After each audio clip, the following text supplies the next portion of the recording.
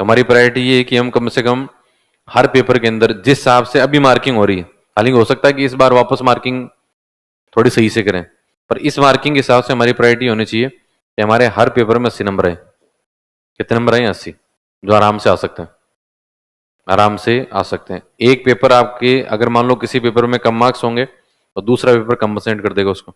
आप हिंदी इंग्लिश वाले पेपर में 100 नंबर ले आओ और किसी पेपर के अंदर 70 नंबर ले आओ, कोई फर्क नहीं पड़ता।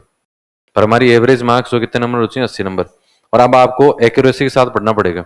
अब आप तुक्के नहीं मार सकते। अब आप ऐसे नहीं कि जो आपको पूछा उसके आसपास आप लिखेंगे और आपको 5 नंबर से 2 नंबर दे देगा, नहीं। अब क्या है? 0।